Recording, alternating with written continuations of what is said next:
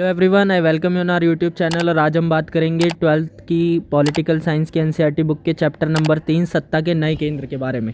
जो हमारा आज का टॉपिक होगा वो होगा ब्रिक्स के बारे में जानेंगे। इसके सारे डिटेल नोट्स आपको डिस्क्रिप्शन में हमेशा की तरह मिल जाएंगे, तो उन्हें डाउनलोड करना बिल्कुल मत भूलिएगा।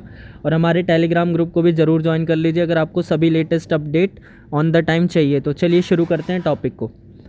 तो सबसे पहली चीज़ जो हमें देखनी है ब्रिक्स के अंदर वो ये है कि आखिर ब्रिक्स है क्या। तो अगर हम ब्रिक्स के बारे में बात करें तो ब्रिक्स एक संगठन है जिसे 5 देशों ने मिलकर बनाया है, जिसमें से पहला देश कौन सा है? ब्राज़ील, दूसरा है रूस, तीसरा है भारत, चौथा चीन और पांचवा है दक्षिण अफ्रीका। तो इन 5 देशों ने मिलकर एक संगठन बनाया, किस नाम से? ब्रिक्स के नाम से। किस लिए बनाया? ताकि ये व्यापार, राजनीति और सांस्कृतिक सहयोग स्थापित कर सकें। यानी अपने आसपास अपने 5 देश आपस में क्या कर सके? व्यापार, राजनीतिक और सांस्कृतिक सहयोग को स्थापित कर सके।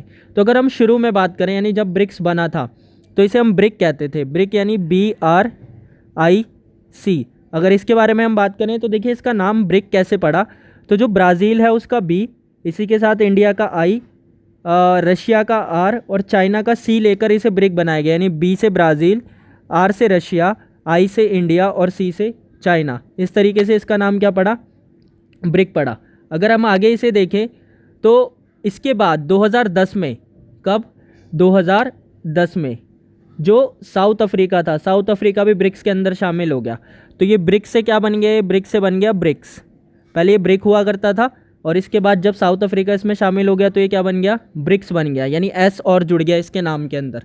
तो B से वही ब्राज़ील, R से रशिया, I से इंडिया, C से चाइना और S से क्या जुड़ गया? हमारा साउथ अफ्रीका। तो इस तरीके से क्या बना? ब्रिक्स बना। आपको याद रखना है शुरू में ये क्या था? सिर्फ ब्रिक था। उसके बाद 2010 में जब साउथ अफ्रीका इसके अंदर जुड़ा तो ये क्या बन गया? ब्रिक्स बन गया। चलिए आगे देखते हैं। तो ब्रिक्स को बनाए जाने के कारण क्या थे?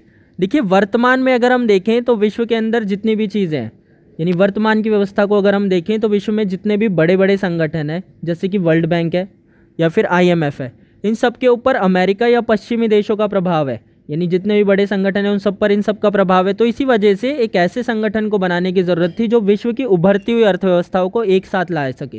यानी इन सब अर्थव्यवस्थाओं को एक साथ लाकर उनके बीच सहयोग स्थापित कर सके। तो इसीलिए बनाया गया किसे? ब्रिक्स को। इसे आपको याद रखना है। किस लिए बनाया गया? ताकि सभी अर्थव्यवस्थाओं को, ऐसी अर्थव्यवस्थाओं को साथ में ला सके जो कि अभी क्या कर रही हैं? विकास कर रही हैं। अब देखिए ऐसा इसीलिए किया गया क्योंकि भविष्य में जाकर यही सभी अर्थव्यवस्थाएं क्या करेंगी? विकासशील देशों को टक्कर देंगी। इसीलिए इनका साथ में आना क्या है? बहुत ज़्यादा ज़रूरी है। ब्रिक्स के गठन के बारे में, यानी ब्रिक्स का गठन कैसे हुआ, तो चलिए इसके बारे में थोड़ा सा डिटेल में जानते हैं। तो देखिए हुआ क्या कि गठन के समय इस संगठन का नाम ब्रिक था, जैसे कि पहले मैंने आपको बताया, और इसके सदस्यों के देश के नाम के पहले लेटर से लेकर इसे बनाया गया था। पर 2010 में जब दक्षिण अफ्रीका इसके अंदर शामिल हो गया तो इसका नाम ब्रिक्स से बदलकर क्या कर दिया गया? ब्रिक्स कर दिया गया। ये वर्ड गलत लिख दिया गया है, इसका मतलब क्या है? ब्रिक्स। तो आपको ये याद रखना है। यानी ये ब्रिक्स से क्या बन गया? पहले ये क्या था? ब्रिक, और इसके बाद ये क्या बन गया? ये बन गया ब्रिक्स। ठीक है। तो इस तरीके से इसके बाद देखिए अगर हम इसकी शुरुआत के बारे में बात करें कि इसकी शुरुआत कहाँ से हुई, तो जो इसकी शुरुआत थी 2006 में रूस में हुई। इसे बनाने का आइडिया किसने दिया था? इसे बनाने का आइडिया एक ब्रिटेन के अर्थशास्त्री जीन ओ'नील द्वारा दिया गया था। इसके बारे में जो चर्चा थी वो 2006 में रूस में शुरू हुई और इसका गठन 2009 में किया गया।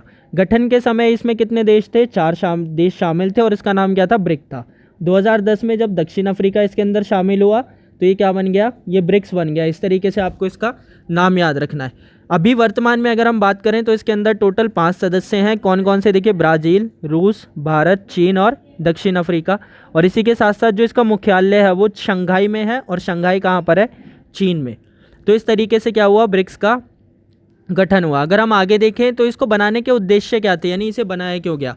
देखिए सबसे पहला उद्देश्य था यूएनओ की सुरक्षा परिषद में सुधार की मांग को बढ़ावा देना, क्योंकि ताकि अगर ये सब देश साथ में आएंगे तो इससे क्या होगा? इनकी मांग को ज़्यादा बल मिलेगा। तो इसी वजह से यूएनओ की सुरक्षा परिषद में जो सुधार की मांग की जा रही है उसे क्या करना? बढ़ावा देना। अगर आपको नहीं पता इसके बारे में कि यूएनओ की सुरक्षा परिषद क्या है तो उस वीडियो का लिंक मैं दे दूंगा, आप उसे आराम से देख सकते हैं। इसी के साथ साथ व्यापार और जलवायु परिवर्तन संबंधी मुद्दों में क्या करने के लिए, सहयोग करने के लिए। इसी के साथ साथ आयात और निर्यात को सरल बनाने के लिए देशों के बीच आपसी सहयोग को बढ़ावा देने के लिए, ताकि विकास तेजी से हो सके।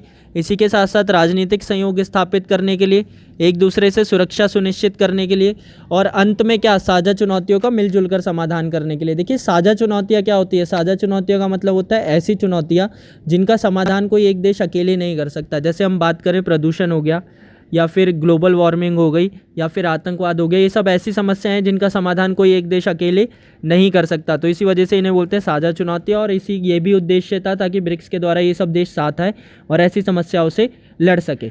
अगर हम आगे देखें तो ब्रिक्स के सम्मेलन के बारे में पढ़ना है हमें कि कब कौन सी मीटिंग हुई। सम्मेलन का मतलब होता है बेसिकली मीटिंग। तो देखिए जो इसका पहला सम्मेलन था वो 16 जून 2009 को यकीत्रीन रूस में हुआ था। ये नाम आपको याद रखना है, ये रूस की एक जगह है जिसका नाम क्या है, यकीत्रीन। ठीक है, इसके अलावा इस सम्मेलन में 4 देश शामिल हुए थे, क्योंकि इसमें शुरू में 4 ही देश थे, क्यों, और उस समय दक्षिण अफ्रीका ब्रिक्स का सदस्य नहीं था। दूसरा सम्मेलन कब हुआ, 15 अप्रैल 2010 को। कहाँ पर, ब्राज़ील में। और इसी सम्मेलन के दौरान साउथ अफ्रीका को भी क्या किया गया था, इसके अंदर शामिल किया गया था, और ये ब्रिक्स से क्या बना था, ब्रिक्स। इसका तीसरा सम्मेलन 14 अप्रैल 2011 को हुआ, जो कि चीन में हुआ, और उसी दौरान इसका नाम बदलकर ब्रिक्स से क्या किया गया, ब्रिक्स किया गया। ठीक है, और इसी के साथ साथ अब 2020 में इसका जो सम्मेलन है वो रूस में क्या है, प्रस्तावित है, यानी प्रस्तावित है कि वो रूस में होगा। अगर इसके बाद अगर हम आगे देखें तो ये एक इम्पॉर्टेंट टॉपिक है, किसके बारे में, ये है एनडीबी के बारे में, न्यू डेवलपमेंट बैंक के बारे में। तो इसके बारे में ज़रा अच्छे से सुनिएगा। देखिए ब्रिक्स के सभी सदस्यों ने मिलकर 2014 में एक बैंक का निर्माण करने का डिसाइड किया, जिसका नाम क्या रखा गया, एनडीबी। एनडीबी की फुल फॉर्म है न्यू डेवलपमेंट बैंक। तो इस बैंक का गठन कैसे किया गया, तो अगर हम इसे गौर से देखें तो देखिए भारत द्वारा ब्रिक्स के देशों को एक बैंक बनाने का सुझाव दिया गया कि हमें एक बैंक बनाना चाहिए। इसका गठन कब किया गया, 2014 में, और इसका नाम क्या रखा गया, एनडीबी, यानी न्यू डेवलपमेंट बैंक। इसका मुख्यालय कहाँ पर है, इसका मुख्यालय शंघाई में है, और इसी के साथ साथ इसका क्षेत्रीय कार्यालय कहाँ है, दक्षिण अफ्रीका में। वर्तमान में जो इसके अध्यक्ष है, यानी इस बैंक के जो अध्यक्ष है वो कौन है, केवी कामत। और इसी के साथ साथ आपको याद रखना है कि एक भारतीय है। ये सब नाम आपको याद रखने हैं। इस बैंक की जो कुल पूंजी, यानी जो इसके पास पूरी पूंजी है वो कितनी है, 100 बिलियन डॉलर की, जिसमें से 41 बिलियन डॉलर तो चीन ने दिया, और साथ ही साथ 18 बिलियन डॉलर किसके द्वारा दिए गए हैं, भारत के द्वारा। भारत, ब्राज़ील और रूस के द्वारा, यानी इन तीनों ने मिलकर क्या किया, 18 बिलियन डॉलर दिए हैं, और उसी के साथ साथ 5 बिलियन डॉलर किसके द्वारा दिए गए हैं, अफ्रीका के द्वारा। देंगे एनडीबी बैंक के कार्यों के बारे में, यानी इसके कार्य क्या है। तो देखिए इसका सबसे पहला कार्य क्या है कि अपने सदस्य देशों को आसान किस्तों पर लोन देना। कहने का मतलब है कि जितने भी इसके सदस्य देश हैं, कौन कौन से, ब्राज़ील, रशिया, इंडिया, चाइना और साउथ अफ्रीका, इन सबको आसान किस्तों पर लोन मुहैया कराना इसका पहला कार्य है।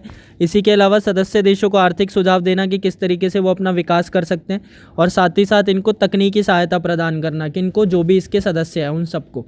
तो इसी को, यही है क्या, एनडीबी के कार्य। एनडीबी की फुल फॉर्म आपको याद रखनी है, जो क्या है, न्यू डेवलपमेंट बैंक। अगर इसी को हम आगे देखें तो अब हमें देखना है कि आखिर ब्रिक्स की विशेषताएं क्या है।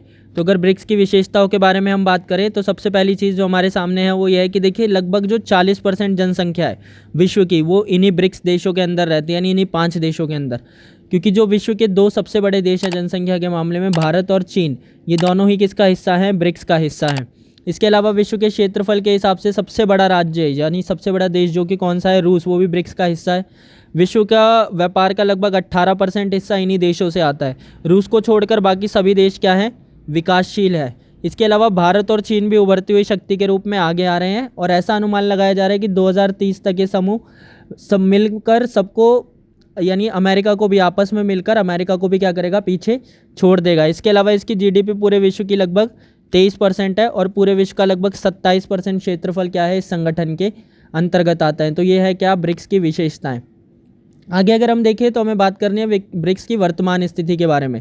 तो देखिए अगर वर्तमान स्थिति में हम देखें तो ब्रिक्स अपने कार्यों को करने में पूर्ण रूप से सफल नहीं हो सका है। ऐसा इसीलिए हुआ क्योंकि ब्रिक्स के देशों के बीच कुछ आपसी मतभेद हैं, जैसे कि भारत और चीन का सीमा विवाद। इसके अलावा पीओके है पाकिस्तान और थ्रेस्ट कश्मीर। तो पीओके पाकिस्तान ऑक्यूपाइड कश्मीर, तो जो पाकिस्तान ऑक्यूपाइड कश्मीर है वो पाकिस्तान का हिस्सा है, यानी जिस पर उसने कब्जा कर रखा है। तो उस सीमा पर चीन द्वारा सड़क का निर्माण करना भी भारत को क्या है, पसंद नहीं है। और इसके अलावा नेपाल जो कि भारत का पड़ोसी देश है, वहाँ पर और भारत की सीमा पर चीन के द्वारा हस्तक्षेप किया जाना भी भारत को बिल्कुल भी पसंद नहीं है। तो इन सब मतभेदों के कारण जिस वजह से ब्रिक्स को बनाया गया था ताकि आपसी सहयोग करे, वो कहीं ना कहीं पूरा नहीं हो पा रहा है। तो आज की वीडियो के लिए बस इतना ही। आई होप कि आपको सारी चीज़ें अच्छे से समझ आई होंगी। इसके जो नोट्स हैं डिटेल्ड वो आपको नीचे डिस्क्रिप्शन में मिल जाएंगे। इसके अलावा अगर आपको और चीज़ें जाननी है तो हमारे चैनल को सब्सक्राइब करें, वीडियो को शेयर करें, लाइक करें और इसके अलावा हमारे टेलीग्राम ग्रुप को ज्वाइन करें ताकि सभी लेटेस्ट अपडेट्स आपके पास जल्दी से जल्दी पहुँच सके। So thanks for this video.